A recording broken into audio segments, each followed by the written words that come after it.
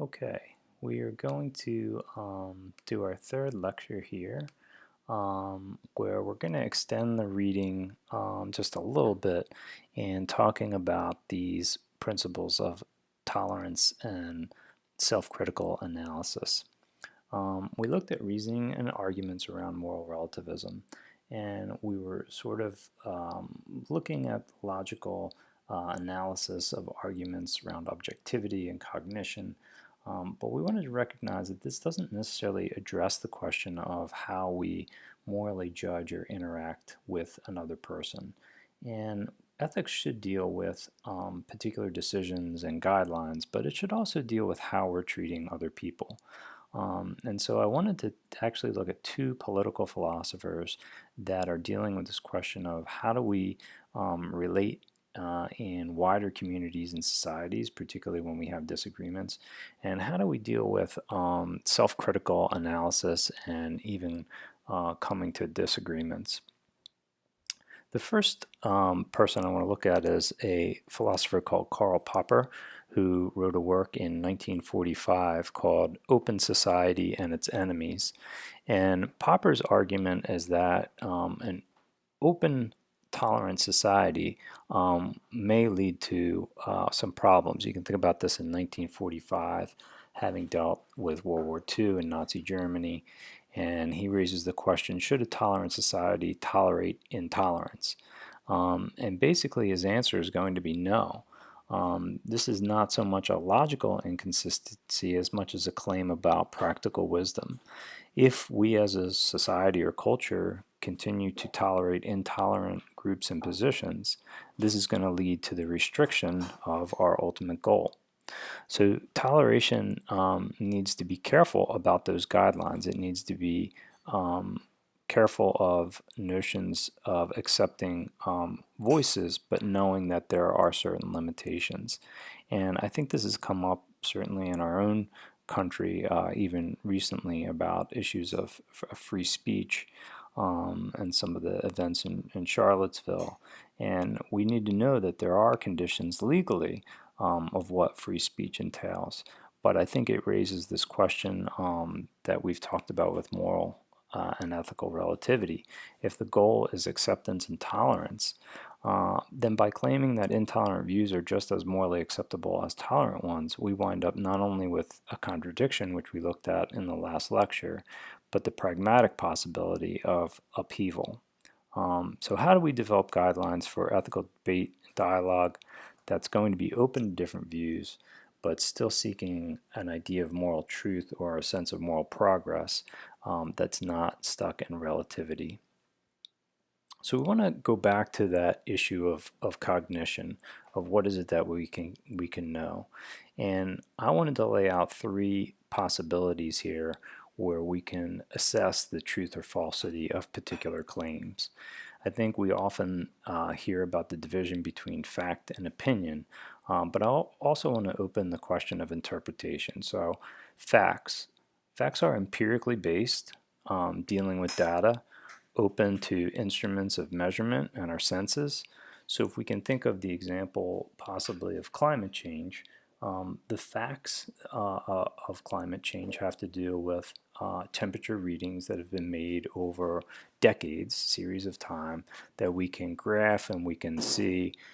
We can debate whether these are taken accurately, but if they are, then the data is not really open to falsification. It's sort of agreed upon objective number points that we can look at together.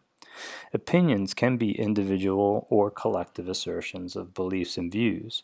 And it may be that we can persuade others to different opinions, but these have more to do with self-assertions. Opinions can include everything from favorite color to favorite food, and there might be reasons that we hold these, but there's really no logical reason why I prefer strawberry as opposed to something else. Interpretations are different, and I would say that interpretations are found in all academic fields. These are going to be based on facts, but they're building a case on meaning, on interpretation of these data points. And there can be more than one acceptable interpretation or conclusion, but it's not necessarily saying that anything goes. So back to our example of climate change, we have agreement that we have rising temperatures, but what's the right interpretation for why that is the case? What are the causes, and how do we come to do that? Now, I do want to, as an environmentalist, want to note that there is pretty good scholarly consensus on that interpretation that climate change is caused by the burning of fossil fuels. But it's just a good example where we have facts that are pieced together through interpretations, and it's really within any particular academic field. We might even see this in literature. You know, how do we interpret the meaning of a poem? Well, we're looking at the facts of the words that are used, grammar, other aspects that pull together a wider meaning. So Rawls is going to give an example of this idea of interpretation, and he's going to call this process reflective equilibrium. In 1971, he wrote a work on the theory of justice, and he says that basically what we're doing in philosophy and in ethics is making sure that our values and principles are in alignment with these interpretation and these final stances and conclusions. And through the process, we might bring to light inconsistencies or incoherences in our positions that we need to look at. So use the example of animal rights. If I hold the belief or the position that unless necessary and essential for human survival, humans should not be inflicting unnecessary pain and suffering on non-human animals. This is a value, a position that I hold, and yet I support and purchase cosmetics that are tested on rabbits that cause rashes and lesions that involve great suffering for these animals. I'm going to have to look through that reflective equilibrium, and if I'm willing to say that these cosmetics are not needed for my survival and the rabbits are subjected to pain and suffering, then I either need to change my belief value or stop and support the purchase of these products. So that's just one example of individual reflective equilibrium. Rawls is going to say there are both narrow and wide versions of this. Narrow is sort of individual, beginning with our own positions and ideas, and wider is where we're going to move into wider discussions within communities.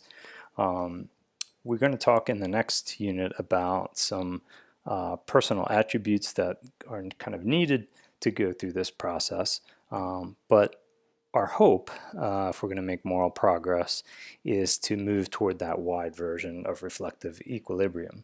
This is how social change and moral progress happens, according to Rawls, and how we can seek justice.